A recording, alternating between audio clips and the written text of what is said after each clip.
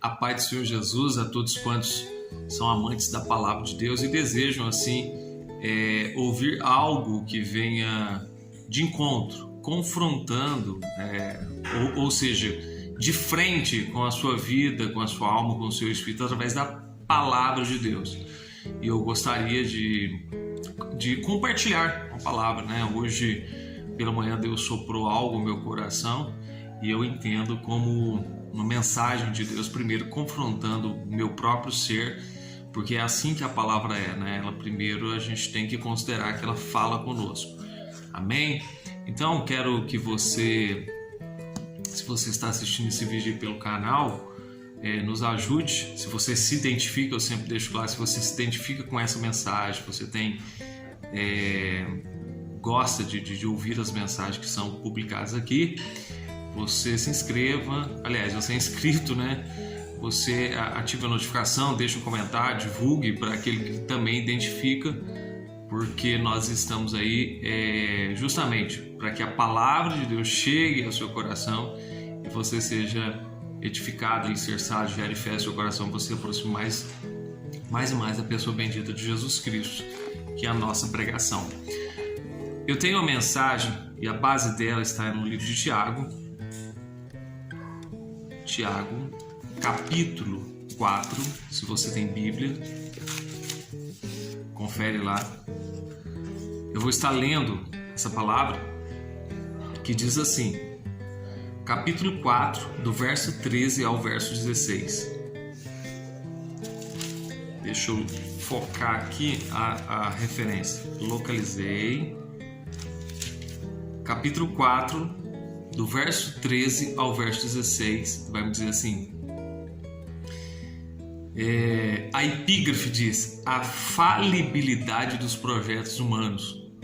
Eia, agora, vós que dizeis, hoje ou amanhã iremos a tal cidade e lá passaremos um ano e contrataremos e ganharemos.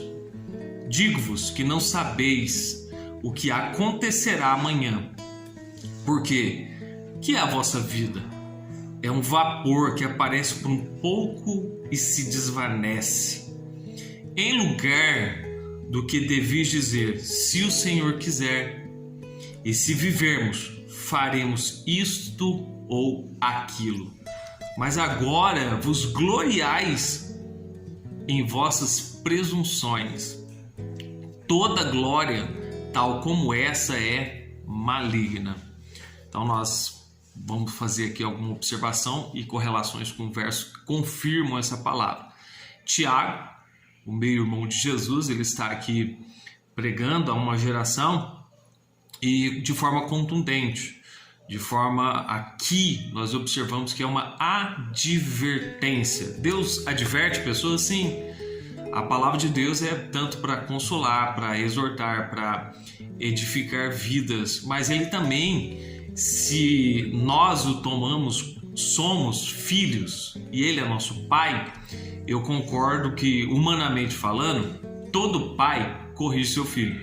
Então nós entendemos que Deus tem direito sobre as nossas almas e também tem direito de nos trazer uma palavra corretiva quando e no momento e ocasião que ele achar necessário. Então eu tomo essa palavra hoje aqui mais como uma palavra corretiva do que uma palavra simplesmente que vai elevar o ego e te levar talvez a pensar que na vida cristã tudo é facilidade. Mas vamos lá, ele começa dizendo assim, vocês que dizem, amanhã ou depois iremos a tal cidade, contrataremos, ganharemos. Então justamente projetos na nossa vida fazem parte de nós. Fazem parte, nós pensamos, amanhã vou fazer isso, amanhã vou fazer aquilo. Quando nós falamos isso sem um tom de arrogância ou prepotência, ou tendo domínio lá do futuro, até que é positivo. Mas quando nós dizemos com toda a convicção que faremos uma coisa ou outra, em tom de arrogância, em tom de quem tem domínio sobre o após, isso é reprovado por Deus. Então, o autor aqui dessa epístola, que no caso é São Tiago, ou Tiago, ele faz essa observação. E quando eu vou para 27 de Provérbios, a palavra de Deus, a inerrante palavra de Deus, vai confirmar essa assertiva, essa afirmativa. Aliás, eu acredito que até Tiago pegou lá do texto de Provérbios e trouxe e fundiu ao que ele estava expressando aqui dentro dessa epístola. Lá está escrito assim: não presumas do dia de amanhã, porque tu não sabes o que produzirá o dia de amanhã. Então, o autor de Provérbios, ele trouxe um conselho sábio, inteligente, dizendo: não presumas do dia de amanhã, porque tu não sabes o que produzirá o dia de amanhã. Então, a Bíblia está declarando de forma enfática que nós, seres humanos mortais, eu costumo brincar com um amigo, somos apenas comedor de arroz e feijão, somos mortais. A Bíblia declara que nós não temos domínio sobre o amanhã, nós não temos domínio sobre o futuro. E ele começa justamente aí. E ele enfatiza, no verso 14: digo-vos que não sabeis o que acontecerá amanhã. Quem está dizendo é Deus. Eu posso até fazer uma estimativa, eu posso fazer um cálculo, eu posso fazer uma determinada base matemática, dizendo amanhã vai ser assim, assim e assim. Eu posso até fazer, mas a Bíblia está me dizendo que eu não sei o que acontecerá amanhã. Eu não tenho domínio sobre o amanhã, né? Eu não tenho domínio. E a Bíblia está dizendo, porque o que é a vossa vida? É um vapor que aparece por um pouco de tempo e depois se desvanece. Então, o autor aqui, ele vai de um extremo ao outro dizendo: não faça, entre aspas, projetos confiando em si mesmo e dizendo que você é capaz de construir o amanhã. Não faça, porque você não pode presumir do dia de amanhã, porque o dia de amanhã está nas mãos de Deus. Vocês não sabem, porque o que é a vossa vida? Quando eu digo que ele vai de um extremo ao outro, ele, quando fala assim que a vida é um vapor, está falando da brevidade da vida. E quando nós falamos da brevidade da vida, eu recorro, deixa eu localizar aqui, eu recorro ao Salmo de número 90. Olha, dentre inúmeras passagens na Bíblia que ela fala do tempo da vida, que é curtíssimo, tempo da vida, o Salmo 90 ele tem um destaque especial. Esse salmo, que foi escrito por Moisés, ele tem um salmo, ele tem algo muito especial. Deixa eu localizar aqui, ó. O verso 9 do Salmo 90 diz: pois todos os nossos dias vão passando na tua indignação, acabam-se os nossos anos como um conto ligeiro. A duração da vida é de 70 anos, e se alguns, pela sua robustez, chegam a 80 anos, o melhor deles é canseiro e enfado, pois passa rapidamente e nós voamos. Então, o autor aqui, ele está dizendo de uma forma muito clara: a nossa vida passa como se fosse um conto ligeiro, passa rapidamente, nós voamos. E certamente o autor aqui, que no caso é Moisés, ele já estava numa idade bem avançada para cogitar isso, como o tempo passou rápido. E mais uma vez eu volto ao contexto de Tiago. Então Deus, ele está nos exortando e nos advertindo a não presumir o que vai ser o amanhã, a não procurar ter um domínio próprio sobre isso. Então, nós temos que começar a aprender que o único que tem a onisciência, ou seja, a capacidade de saber o que há de vir, com domínio pleno do que vai acontecer, esse alguém é só Deus, ninguém mais. Somente Ele pode dizer o que vai ser amanhã. Não tem vidente, não tem adivinho, não tem ninguém que tenha poder e domínio sobre o futuro, sobre o nosso futuro, sobre as nossas vidas. Uma vez mais que você e eu aceitamos a Jesus como Salvador e Senhor, aí sim, a nossa vida agora ela está escondida em Deus e Ele tem domínio sobre o nosso amanhã. E é por isso que, mesmo que sejamos tentados a prever o futuro da nossa maneira, a palavra de Deus está aqui para fazer uma ação corretiva sobre nós. E nisso, eu quero destacar que o único que é onisciente é Deus. E por isso eu poderia recorrer a inúmeros textos dentro da Bíblia Sagrada, a inerrante palavra de Deus, mas eu vou recorrer a um salmo muito conhecido, tenho certeza que você conhece, que é o Salmo de número 139. Deixa eu ler parte dele, só para a gente entender o poder da onisciência, ou seja, do poder de ver o amanhã, de ver o futuro, de ver. A Bíblia diz, isso Jesus falando, sem que haja uma palavra na nossa boca, ele já sabe o que a gente vai falar. Ele tem domínio sobre tudo e sobre todos e sobre o futuro. Falando da onipresença, onisciência de Deus, o Salmo começa assim: Senhor, Tu me sondastes e me conheces.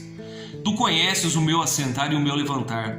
De longe entendes o meu pensamento, cercas o meu andar e o meu deitar, e conheces todos os meus caminhos. Sem que haja uma palavra na minha língua, eis que, ó Senhor, Tu conheces. Tu me cercastes em volta e puseste sobre mim a Tua mão. Tal ciência é para mim maravilhosíssima, tão alta que não posso atingir. Agora essa parte é importante, olha. Para onde me irei do Teu Espírito? Ou para onde fugirei da Tua face?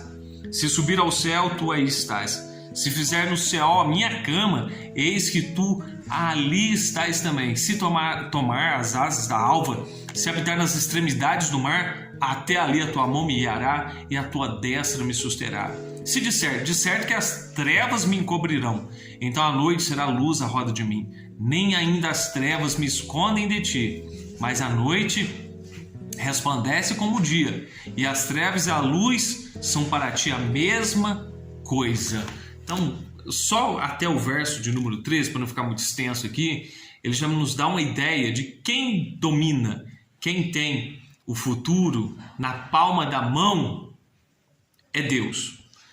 E agora eu quero dar aqui rapidamente, eu pretendo minimizar essa mensagem, dar aqui rapidamente um exemplo no Antigo Testamento. A Bíblia conta de um rei que não era um rei justo, vamos dizer assim, não era um camarada crente, justo, mas ele foi alguém que Deus usou para ser vara de juízo, ou seja, ele era o rei da Babilônia, vara de juízo para as demais nações. Então não significa que mesmo ele não tendo um contato com Deus, Deus permitiu e usou ele para quê? Para que ele fosse um canal nas mãos de Deus. E eu destaquei aqui uma das passagens que vai nos exemplificar muito bem aquilo que eu estou procurando transmitir através lá da base de Tiago 4,13. Ei, a vós que dizeis, amanhã ou depois iremos a tal cidade, contrataremos, ganharemos. Digo, não sabeis do dia de amanhã, a vossa vida é um vapor, e toda glória como essa é maligna. Então, é mal. E quando eu falo maligno, é até um estímulo maligno satânico mesmo. O homem querer e ter convicção e basear-se nisso e nessa força e dizer assim, amanhã vai ser desse jeito. E nós não temos domínio. A referência que eu peguei, eu até destaquei aqui, deixa eu localizar rapidamente. Daniel está lá no capítulo 4. Eu vou tentar transmitir a ideia central para a gente ganhar tempo. O capítulo 4, esse rei Nabucodonosor agora, lógico, está no seu palácio, um dos súditos e participantes do reino, é um homem por nome de Daniel. E nisso, ele teve que contar uma experiência que ele teve com Deus. Ele começa no capítulo 4 dizendo assim: Nabucodonosor, rei, a todos os povos, nações e línguas que moram em toda a terra, paz vos seja multiplicada. Saudação, ele começa com uma saudação. Depois ele diz: pareceu-me bem fazer conhecido os sinais e maravilhas que Deus, o Altíssimo, tem feito para comigo. Quão grandes são os seus sinais e quão poderosas suas maravilhas. O seu reino é um reino sempiterno, o seu domínio de geração em geração. Então essa aqui é a introdução do capítulo para que esse rei, por nome de Nabucodonosor, ele venha contar uma grande experiência que ele teve com Deus, apesar dele não ser crente, justo, né? Apesar de, né? Não significa que esse camarada foi salvo, né? Isso vai ficar nas entrelinhas da história. Aí ele inicia essa introdução, fala que vai mostrar que Deus é grande. E depois disso ele conta um sonho. Ele teve um sonho que, deixa eu ler aqui esse sonho. Ele teve um sonho e diz: eram assim as visões da minha cabeça na minha cama. Eu estava olhando e vi uma árvore no meio da terra cuja altura era grande.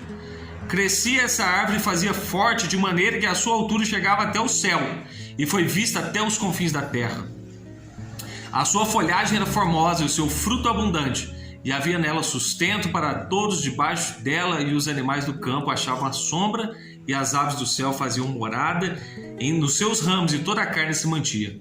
Estava vendo isso nas visões da minha cabeça, na minha cama, e eis que um vigia, um santo, descia do céu, clamando fortemente, dizendo assim: derribai a árvore, cortai-lhe os ramos, e sacudi as suas folhas, espalhai seus frutos, afugentem os animais debaixo dela e as aves dos seus ramos. Mas o tronco com suas raízes deixai na terra, e com cadeias de ferro e de bronze na terra, na erva do campo seja molhado do orvalho, e sua porção seja com os animais na grama da terra. Seja mudado o seu coração, para que não seja mais coração de homem, seja-lhe dado coração de animal, e passem sobre ele 7 tempos.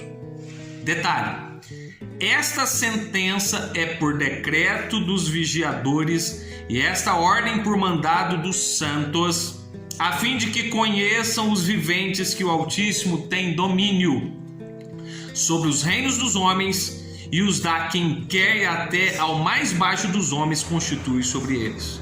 Então aqui ele relata um sonho a Daniel, né, que ele tinha chamado lá os magos, os videntes, um tanto de gente para poder interpretar aquele sonho, mas ninguém tinha poder para isso a não ser o poder de Deus na vida desse homem por nome de Daniel. Era o Espírito de Deus na vida dele que fazia acontecer, a trazer à tona a revelação de Deus.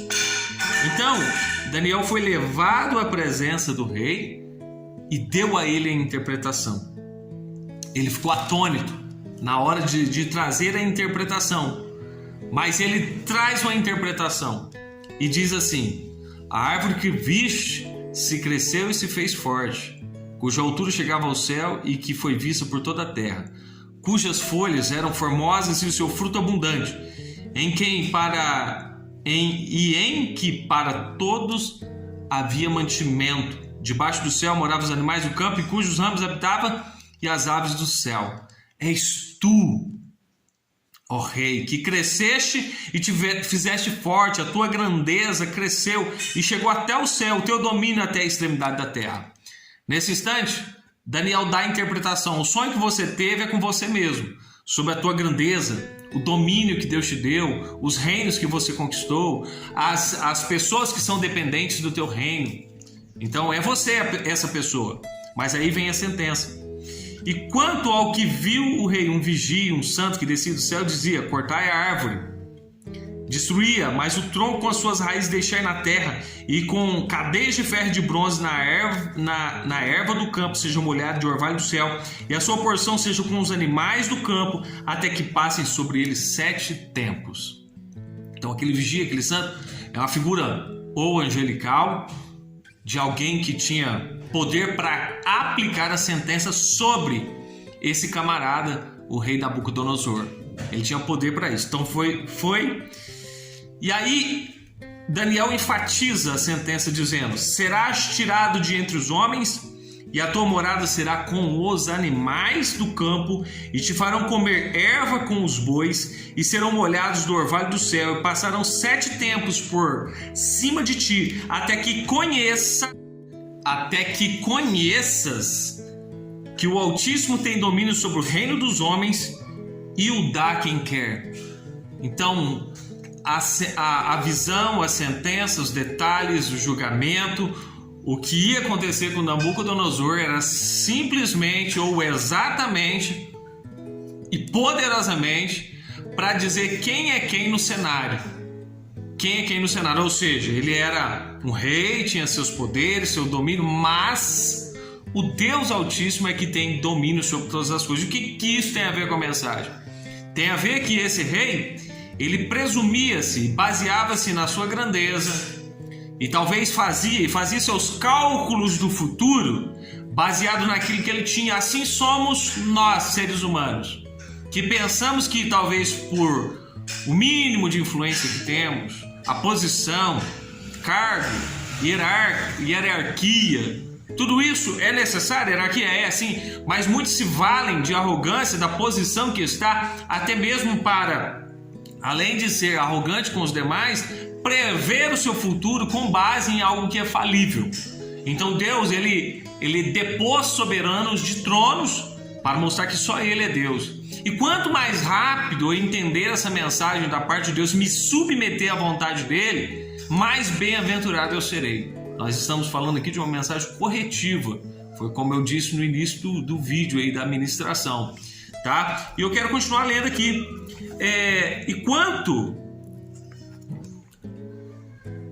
Deixa eu continuar lendo aqui. E quanto ao que foi dito, que deixasse o tronco com as raízes da árvore, o teu reino voltará para ti depois que tiveres conhecido que o céu reina. Então, é como se Deus falasse assim: vou te submeter a um castigo 7 tempos, 7 anos, até que caia a ficha, até que você entenda que não tem como lutar contra Deus, ou ser maior do que Deus, ou prever o futuro, além do domínio de Deus, por mais grande que ele fosse, por mais conquistas que ele já tivesse, por mais amontoado de títulos que ele já tivesse conquistado ao longo do tempo. E aí, Daniel, ele dá um conselho, que é um conselho para nós.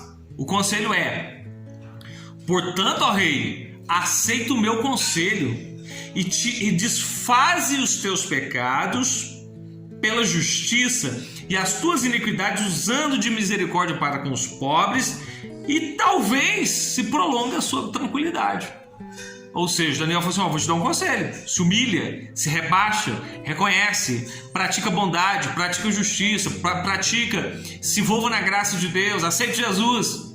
Talvez você prolongue os seus dias, né? Até o profeta não foi louco de dizer assim: se você fizer isso, vai acontecer isso. Não, talvez prolongue os seus dias, porque não estava no domínio do profeta, nem do profeta estava, e não está. Não são os pastores que têm domínio, eles podem ser usados por Deus. Não somos nós que temos domínio sobre a vida de ninguém, mas sim o próprio Deus. Eu faço questão de ler todo o contexto para a gente fechar esse bloco e depois ir para a conclusão. Todas essas coisas vieram sobre o rei Nabucodonosor. E eu abro um parênteses dizendo: tudo que está na Bíblia vai se cumprir, está se cumprindo e vai se cumprir a cada minuto, a cada segundo, a cada tempo, a cada era de tempo vai acontecer. Ao cabo de 12 meses andando a passear sobre o palácio real da Babilônia, olha, falou o rei: não é esta a grande Babilônia que eu edifiquei? Não é essa grande edifiquei para a casa real com a força do meu poder e para a glória da minha magnificência. Então ele andando ali admirado, né? Olha o que eu construí, olha o que eu fiz, olha o quanto é grande, para a minha magnificência, para a minha glória. A nossa vida, a nossa breve existência, em tudo que fazemos e onde estamos, ela precisa ser para a glória de Deus. Jesus diz: para que os homens vejam suas boas obras e glorifiquem ao Pai que está nos céus. Foi essa a orientação que os discípulos deu. Então, por mais que alguém possa ter qualquer tipo de patrimônio, pequeno ou grande, isso não faz peso ao coração de Deus. O que toca o coração de Deus é quando nós nos humilhamos diante dele e dizemos assim: sou dependente de ti em tudo que faço. Continuando, ainda estava a palavra na boca do rei, enquanto ele falava essas palavras, quando caiu uma voz: a ti se diz, ó rei Nabucodonosor, passou de ti o reino. A voz veio e falou assim: passou de ti o rei, chegou o momento, agora a sentença, o juízo. Naquele instante, o que aconteceu? E será tirada dentre os homens, e a tua morada será com os animais do campo, e far-te-ão comer erva com os bois, e passar-se-ão 7 tempos sobre ti, até que conheças. Então, o objetivo de Deus, quando permite na nossa própria vida que a gente seja humilhado diante de circunstância, não é para nos matar, mas Ele quer que nós venhamos a um conhecimento e a um reconhecimento de quem é grande, de quem é soberano. Até que conheças que o Altíssimo tem domínio sobre os reinos dos homens e os dá a quem quer. No caso do rei, a grandeza e a soberba do coração dele era sobre o seu domínio, sobre o seu palácio, sobre tudo que ele ajuntou. E realmente foi grande para a sua época, né? Um domínio muito grande. E talvez no nosso caso, o que tem nos tentado a fazer-nos grande, a fazer-nos melhores, a termos a ousadia de pensar que o amanhã pode ser construído pelas minhas forças. Já deixei separado aqui uma referência que eu gosto muito, depois eu volto para concluir a leitura aqui, mas é o Provérbios de número 3. O Provérbios 3, eu vou ler aqui os textos que eu destaquei. Se você estiver em casa, lê a Bíblia. Você tem todo o direito e dever de investigar cada palavra que está sendo falada aqui à luz da Bíblia Sagrada, que apesar de ser um livro escrito por homens, foram escritos por homens inspirados por Deus. Então é por isso que nós tomamos a palavra de Deus como viva, eficaz, como conselho, como guia, como autoridade sobre a nossa vivência cristã. O Provérbios 3 começa assim: filho meu, não te esqueças da minha lei, e o teu coração guarde os meus mandamentos, porque eles aumentarão os teus dias e te acrescentarão anos de vida e paz. Não te desampare a benignidade, a fidelidade, atas ao teu pescoço.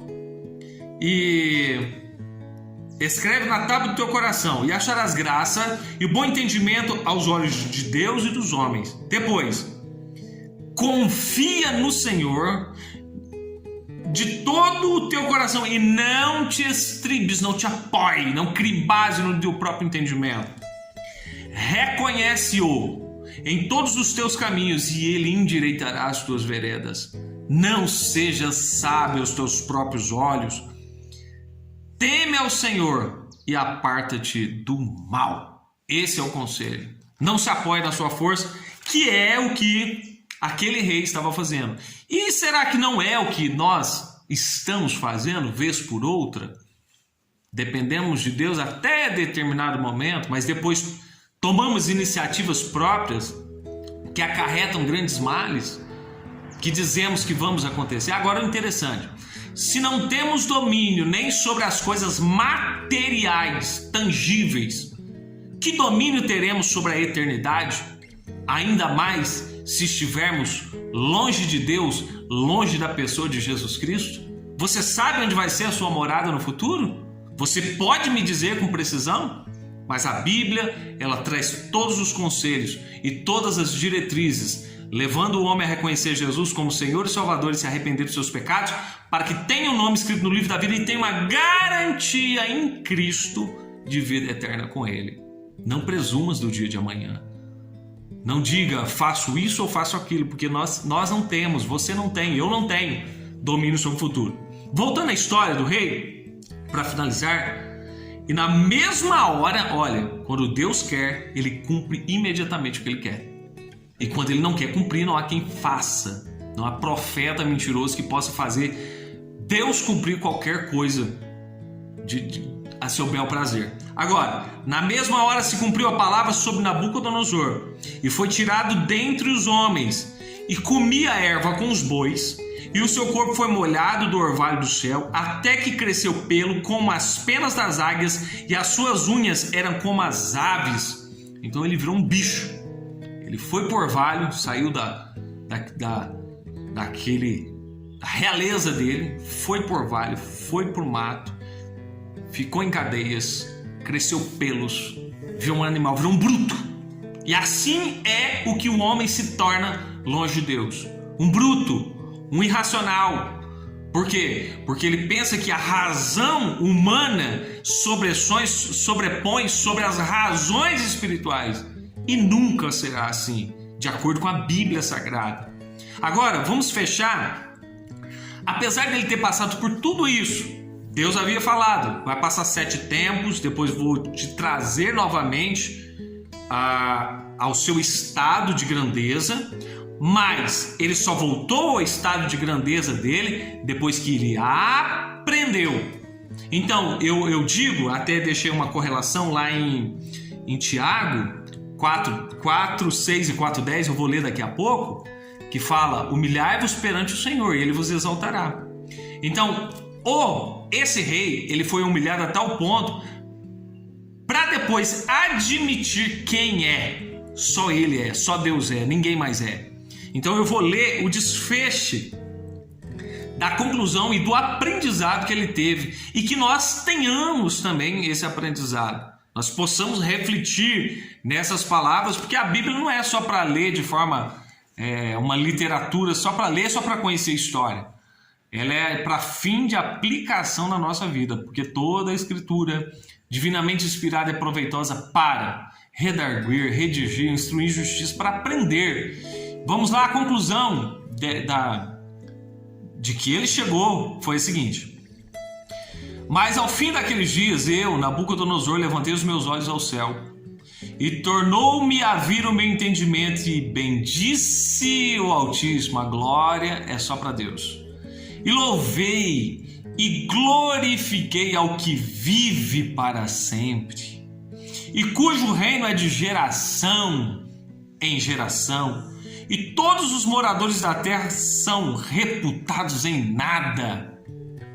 E segundo a sua vontade ele opera com o exército do céu e os moradores da terra.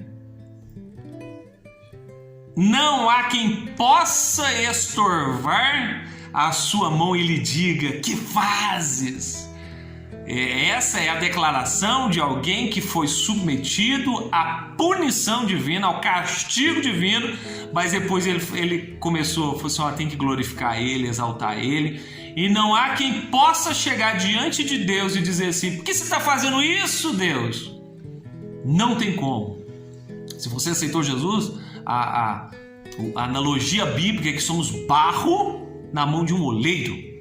E o barro vai dizer o que para o oleiro? Oleiro, por que você está fazendo assim comigo? Inadmissível a criatura chegar para o Criador: por que você me fez assim? Então, continuando aqui as conclusões de Nabucodonosor, no mesmo tempo me tornou a vir o meu entendimento, e para a dignidade do meu reino tornou a vir a minha majestade, o meu resplendor, e me buscaram os meus capitães e os meus grandes, e fui restabelecido no meu reino, e a minha glória foi aumentada. Agora, pois, eu, Nabucodonosor, louvo e exalço e glorifica ao Rei dos céus, porque todas as suas obras são verdades e os seus caminhos juízo, e pode humilhar aos que andam na soberba. Essa é uma declaração de um rei, um soberano, que ao recobrar a sua glória, que ao recobrar o seu juízo, ao ter uma nova oportunidade de voltar-se ao seu juízo, ele diz: agora, pois eu, Nabucodonosor, louvo, exalço, glorifico ao Rei dos céus, porque todas as suas obras são verdades e os seus caminhos juízos, e pode humilhar, pode pôr embaixo, para baixo, embaixo, aos que andam na soberba. Então, eu já vou te dar, com base nessa última leitura, a correlação que eu te falei lá do Tiago. A gente já está partindo aqui para as considerações finais. Deixa eu ler aqui, ó. Então, Tiago, o verso 6 do capítulo 4 vai dizer assim: antes da maior graça, portanto diz, Deus resiste aos soberbos, dá, porém, graça aos humildes. Foi parte das palavras daquele rei que passou por um processo de humilhação, mas reconheceu que somente ele é. O que é resistência? Resistência é quando alguém mais forte do que você, ou seja, Deus, põe a mão no teu peito e você quer andar para frente, mas você está travado ali porque você está lutando contra Deus e não está reconhecendo que o amanhã pertence a Deus, que a saúde que pertence a Deus, que o sucesso no empreendimento pertence a Deus, que a sua vida pertence a Deus. Então, o verso 10, como eu disse, olha o conselho: humilhai-vos perante o Senhor e Ele vos exaltará. Foi o que ocorreu com esse homem. Ele se humilhou perante Deus e depois Deus o trouxe à realidade, mas trouxe uma aplicação e uma disciplina sobre ele. Eu tenho uma oração em particular comigo que digo: Deus, obrigado por tudo que me faz ir mais à Tua presença. E pode ser que sejam situações de correção, de provação, de momentos difíceis na nossa vida. E você é convidado a e deixar-se confrontar por essa palavra, fazer uma análise por sua conta, da sua condição. De repente você se identifica com esse rei, de repente você está em um patamar elevado demais nas suas presunções acerca do seu futuro, sendo que ele pertence a Deus. Nós vamos agora partir para o final, e o final eu faço questão de convidar você a uma reflexão por alguns minutos. Se você está enquadrado no capítulo 4, verso 13, eu vou fechar com do 13 em diante. De Tiago diz: e agora, vós que dizeis, hoje ou amanhã iremos a tal cidade, lá passaremos um ano e contrataremos e ganharemos. Digo-vos que não sabeis o que acontecerá amanhã. O amanhã está na mão de Deus. O amanhã não nos pertence. Eu sou prova particular de coisas que eu não gostaria de estar passando em determinados momentos, mas subitamente aconteceu. Uma cirurgia inesperada. Quem contava com aquilo, eu queria que não. Isso nos mostra nosso limite, a nossa fraqueza. Isso, e nós estamos indo para o fechamento, eu faço questão de ler uma referência que está em Provérbios 7,14, que diz assim,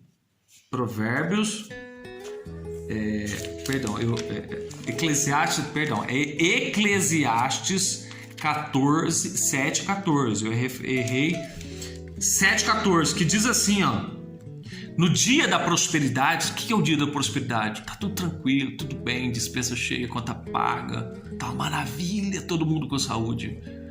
No dia da prosperidade, goza do bem, mas no dia da adversidade, então existe o dia da adversidade? Existe.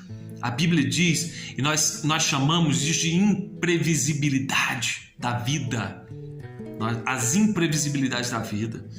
No dia da prosperidade, dia bom, ó, goza do bem, vive, desfruta. Mas no dia da adversidade, considera, pensa, considera, cogita. Porque também Deus fez este em oposição àquele, ou seja, o dia da prosperidade em oposição ao dia da calamidade, o dia da adversidade, o dia da adversidade, fez um em oposição àquele. Para quê? Para que o homem nada ache que tenha de vir depois dele. Para que o homem não seja presunçoso. Não seja presunçoso. Não presumos do dia de amanhã. Amanhã vai ser assim. Não vai ser. Porque a nossa vida está nas mãos de Deus. E isso nos leva a entender o quanto somos frágeis, limitados, dependentes, carentes de Deus. Que somos pós-cinza, mortais, que dependemos a cada respirar de dizer: Deus, eu dependo do Senhor, me ajude nas minhas decisões, me ajude naquilo que eu preciso tomar decisão para o meu futuro está nas tuas mãos. Faço questão de fechar com Mateus, capítulo de número 11.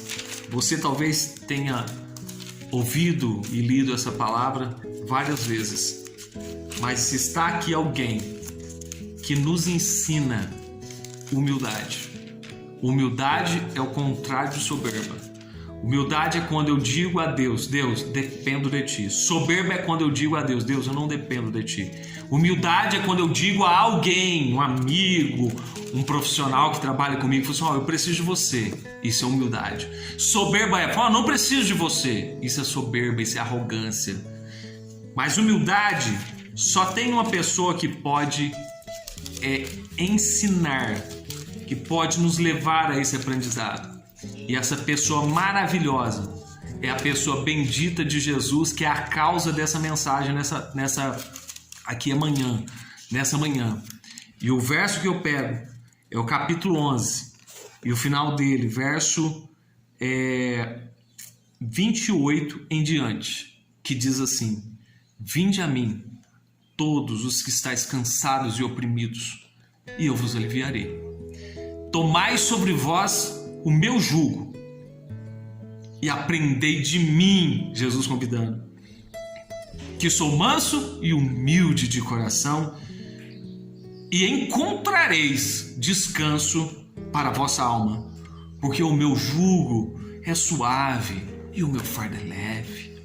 Então Jesus, nesse instante, para fecharmos essa mensagem, ele nos convida a aprender humildade de forma prática com ele. Entre erros e acertos, façamos a nossa parte e nos humilhemos perante a potente mão de Deus. E que Deus te abençoe e que essa mensagem tenha sido de grande valia para a sua vida, para o construto, para a construção, para a destruição também. Destruição do quê? Daquilo que é ruim, mas para a construção daquilo que é bom no seu interior. Porque a palavra gera fé e te dá condições de levantar da condição que você esteja. A minha oração é essa: que Deus te tome pela mão, que abata toda arrogância, que te traga a presença dele, a maneira que ele deseja que você esteja. Fica com Deus, que Deus abençoe no nome santo de Jesus.